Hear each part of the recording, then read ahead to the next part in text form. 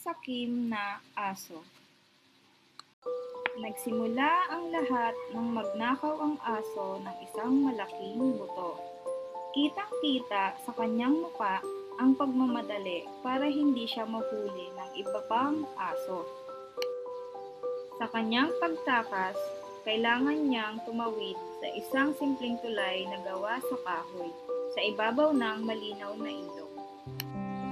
Habang tumatawid, napatingin siya sa tubig at nakita ang sariling refleksyon.